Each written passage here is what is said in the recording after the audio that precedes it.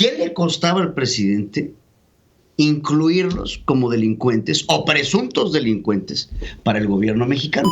Porque entonces para el gobierno de México no hay tal consideración como presuntos delincuentes, dándoles el beneficio de la duda, a pesar de que los vemos armados, a pesar de que sabemos que son parte del crimen organizado, que accionan sus armas, de que sabemos que trafican con droga en nuestro país. Pedro Ferriz Híjar y Pedro Ferriz Secón. Central FM. Equilibrio. Y estoy aquí con Pedro Ferriz Híjar esta mañana, a quien saludo como siempre con mucho gusto. Ingeniero Pedro Ferriz Secón. ¿Cómo va? Oye, ¿cómo viste lo de los hijos del Chapo? Pues fíjate, estaba yo ahorita antes de ir a corte. Hamza Bin Laden, hijo de Osama Bin Laden, se ofrece por él $1 millón para su captura. Por cada uno de los hijos del Chapo. 5. ¿5 por 4? 24. 20 millones 24. 20 millones de dólares. 20 millones de dólares por la familia. Por la familia del Chapo. ¿Cuántos hijos tiene el Chapo? ¿4? 4. Ok, sí. 4. Y yo creo que esta cifra habla de las prioridades de Washington, ¿no? Pues sí, lo que pasa es que en Washington sí hay un problema muy grande y hay una preocupación enorme en torno al tráfico. Ya olvídate de la cocaína, del fentanilo, que es ahorita una de las prioridades más importantes. Pero bueno, me quiero ir a un dato interesante que hoy salió en la conferencia mañanera cuando le preguntaron a Andrés Manuel López Obrador sobre los hijos del Chapo Guzmán. La pregunta en específico: ¿qué opina el presidente sobre estos $5 millones por cabeza que se ofrecen por los hijos del Chapo después de que tuvo en sus manos a Ovidio? Acabamos de ver, ahorita les presento el video de uno de sus sobrinos también pegando de balazos en un bar de Culiacán y varios otros casos más en donde han tenido oportunidad de agarrar a alguno de los hijos del Chapo. Tenemos el caso de Vallarta, en Culiacán. Vamos, se sabe dónde están los hijos del Chapo. Entonces, ante la pregunta, lo más importante que les quiero pedir es que escuchen con atención la respuesta del presidente y cómo formula su respuesta, porque en la forma sí, claro, está el modo. Por supuesto. Escuchen a Andrés Manuel López Obrador sobre una pregunta expresa sobre los hijos del Chapo Guzmán. Es lo que ya informamos ayer, que iban a dar a conocer esta resolución del gobierno de Estados Unidos, considerando como delincuentes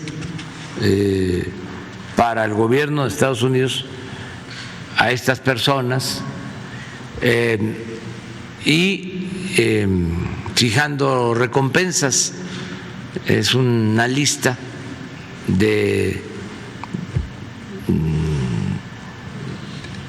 presuntos delincuentes, de la venta, tráfico de drogas, en este caso lo que tiene que ver con drogas sintéticas, con el fentanilo. Hay una preocupación del gobierno de Estados Unidos porque han perdido la vida muchos estadounidenses, más de 100,000 por el consumo de estas drogas que son muy peligrosas, y por eso tomaron esta decisión. No ha habido más que eso.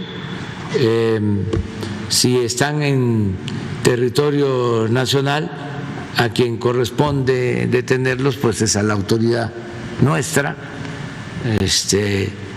No se permite que ninguna fuerza extranjera actúe en esta materia ni en ninguna otra en nuestro territorio.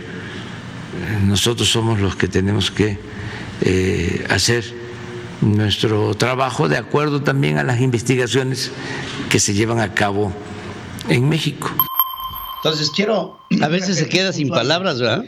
Sí, pero las palabras que dice, escuchemos, y dice: considerados como delincuentes para el gobierno de Estados Unidos, estas personas fijando recompensas. para el gobierno de los Estados Unidos. Sí. Primero, dice, en una lista, y pongo, presuntos delincuentes de venta y tráfico de drogas en lo que tiene que ver con drogas sintéticas. Y después dice, hay una preocupación del gobierno de Estados Unidos. Entonces, 2 veces, no una, 2 veces. ¿Qué le costaba al presidente incluirlos como delincuentes o presuntos delincuentes para el gobierno mexicano? Claro. Porque después viene y dice, si están en territorio nacional, a quien corresponde detenerlos es a la autoridad nuestra. Perfecto. ¿Por qué los vas a detener si no los consideras delincuentes? Si no hay una carpeta de investigación, si no hay nada en contra de ellos en México. México, ¿por qué los va a detener? Ahora, sobre esto también se preguntó sobre el famoso Culiacanazo, ¿no? Este asunto en donde tenían a Ovidio y decidieron no agarrarlo, dejarlo ir, porque a decir del presidente, se hizo un assessment y sobre una evaluación del momento se iban a perder 200 vidas. Pues ¿en dónde estaban? ¿En un concierto? ¿Dónde los iban a agarrar? Porque no tenemos datos de esto. Ahora, lo que acabamos de ver el día de ayer, este video que se los presento en este instante, en donde uno de los sobrinos del Chapo Guzmán se mete a un bar en Culiacán, empieza a tirar de balazos, ahí lo ves con un arma, señalando a una persona con el arma en la cabeza. ¿Y qué pasó? Nada. Los dejaron ir. Ahí estaban los policías. ¿Por qué lo dejaron ir? Porque estaban superados en fuerza. Esa fue la explicación que se dio en Culiacán. Lo dejamos ir porque we were outnumbered. Eran más ellos que nosotros, entonces de aquí corrió, aquí murió.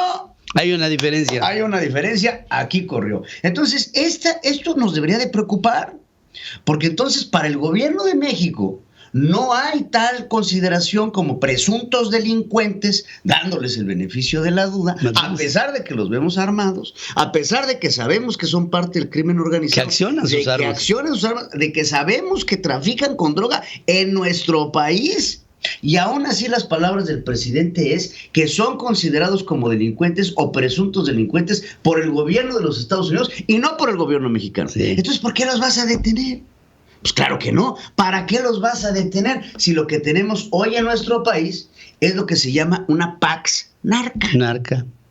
¿Por qué? Porque estas personas saben que pueden operar con total libertad e impunidad porque están avalados por el gobierno de los Estados Unidos. Entonces, ¿qué hace el presidente en lo que continúa esta conferencia mañanera? Porque están avalados, por el gobierno de México. Sí, bueno, por el gobierno de López Obrador. Sí, es que dijiste de Estados Unidos. Pues están avalados por el gobierno de López Obrador. ¿De López Obrador? Ahora, ¿qué hace el presidente para zafarse y lavarse las manos como Poncio Pilato? Avienta el caso de Genaro García Luna. No, lo que pasa, sí, pero cuando Felipe ahí estaba cabrón. O sea, nosotros estamos mal, pero Genaro García Luna era el que estaba peor porque era cómplice de quién sabe qué. ¿Qué irán a decir las siguientes generaciones cuando hablen de un narcopresidente como Andrés Manuel López Obrador? Sí. Con una complicidad, no solamente de la Secretaria de Seguridad Pública, porque evidentemente Rosa Isela pues es parte del juego. Sí, claro. Pero estamos hablando de una complicidad que se está viendo ahorita en la Secretaría de la Defensa Nacional, con Luis Crescencio Sandoval. Entonces, no es por nada, pero entonces ya sería pecata minuta que Genaro García Luna estuviera involucrado cuando hoy tenemos al secretario de la Defensa y al presidente de la República involucrados con el narcotráfico en esta pax narca que es más que evidente. Más que evidente. Más que evidente. Ahora, ya aquí ya se vio que la presión viene fuerte de parte de Estados Unidos. Viene por parte de los Estados Unidos, pero ¿qué se va a hacer en México? El presidente de México rompió con el acuerdo con los acuerdos de la Iniciativa Mérida. Sí. Rompió con los acuerdos de cooperación internacional en términos de narcotráfico que se tenían con la DEA y con el FBI. Sacó a los agentes de la DEA y del FBI de México. Entonces, ¿en dónde está el grado de operación que hoy por hoy las agencias de combate antidrogas de los Estados Unidos puedan tener en México cuando los que los tienen que ayudar son parte del narcotráfico. Sí, está duro. Entonces, la tenemos durísima. Y ya nada más para irme, porque creo que es importante mencionar lo que platicábamos tras bambalinas aquí. Llegaron los otros datos al INEGI. El hecho de que Graciela Márquez llegue a dirigir al Instituto Nacional de Estadística y Geografía debe ser preocupante, porque si algo está matando al presidente Andrés Manuel López Obrador son los datos. Los datos que nos presenta el INEGI en la pobreza, en la inflación, en todos los datos que nosotros recibimos, los vierte el INEGI. Y ahora tenemos a Graciela Márquez, que estuvo como secretaria de Economía, que la vimos que no podía, ni pronunciar una cifra, hoy dirigiendo al Instituto Nacional de Estadística y Geografía. Sí. Entonces, pues ahí se las dejo. Ahí se las dejo. Por el rumbo que vamos. De tarea. Imagínate, al frente de algo que ignora de pe a pa. Impresionante. Me voy a practicar la tabla del 5. Sí, por favor. Central FM. Equilibrio.